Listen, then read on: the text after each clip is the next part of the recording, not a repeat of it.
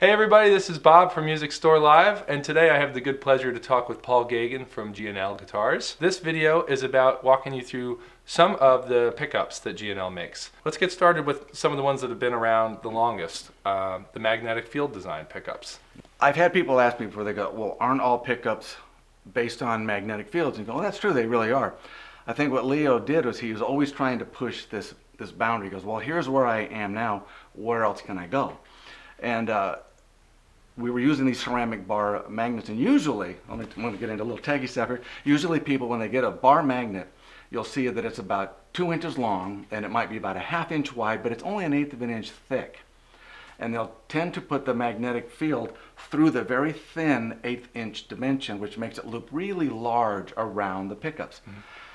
For some reason, Leo thought it would be fun to make the magnet a little bit thicker and to magnetize the polarity so that the huge ½ inch dimension on the bottom was shooting straight up through the center of the coil, and then the large return, like South Pole on the bottom, was right below it. So your field now stays extremely tight, very close to where the wire is. And so it's just shooting that up there, and as soon as it gets to it, that South Pole is so strong, pulls it right back down through those coils. So you end up with this just horrifically strong energy around this coil.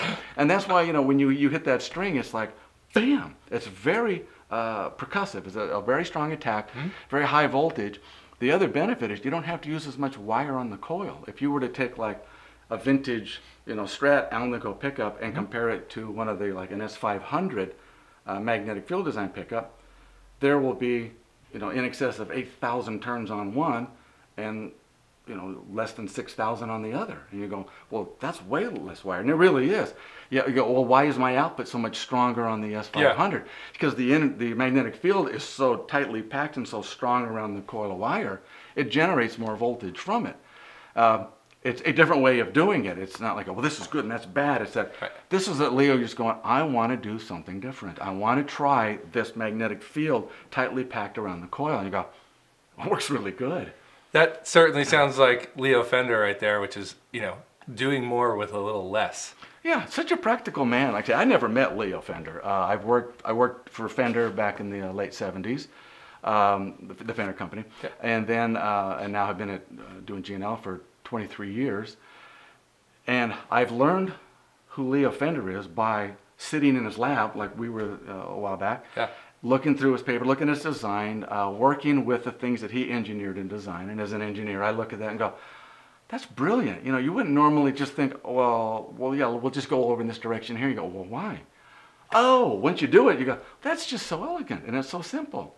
And you go, why didn't anybody think of that before? Well, because Leo's brilliant. Well, because, you know, because he hadn't thought of it yet. Yeah, he just...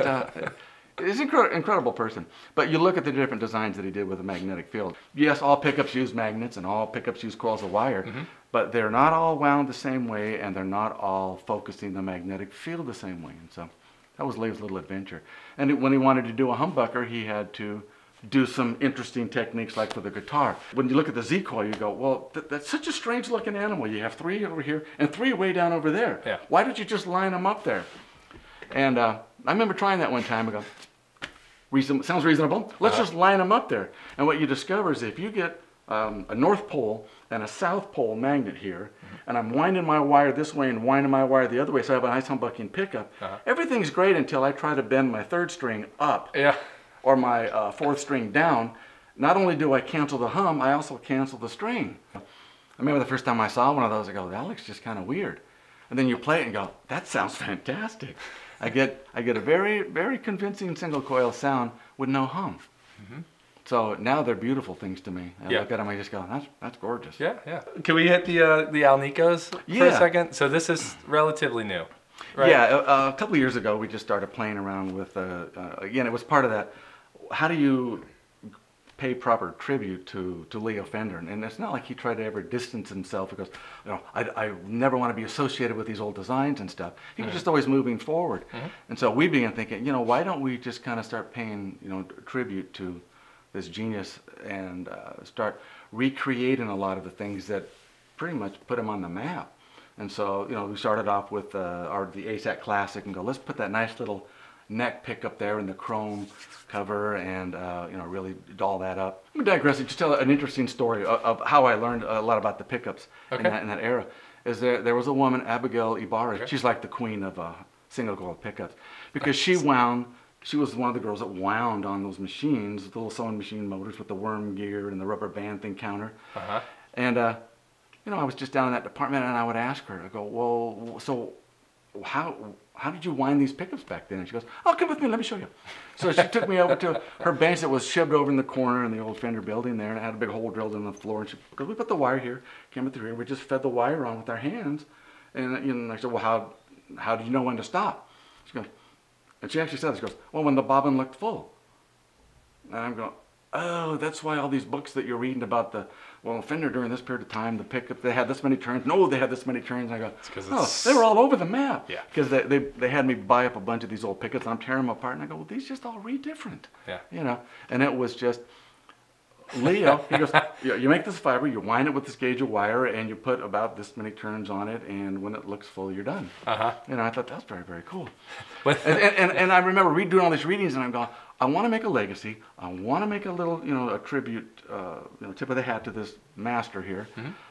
So how many turns do I put on that thing? Yeah, so how do you decide? Yeah, so I just collected all this data and everything, went through it, and I go, you know what, kind of right here, right in the middle, we wound it. Again, pass it out to people. They play it, and they go, these sound really fantastic. Then that's where we stay. Awesome. And yeah, what's the amount of turns on that one? 8,200. 8,200. It's the magic number.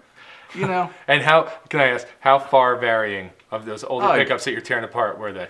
Between around 300, 400 each way. And I mean, you get some. I remember pulling one apart and go, boy, there's not a lot of wire on this thing. And you go, yeah, I'm done. Or looking over here or whatever. Yeah. I just thought, I go, that's really funny. It's way more random than I thought. You know, there's all these different ways of doing it, and I try to pick something that's a consensus of the people who play those know what it's about and enjoy it.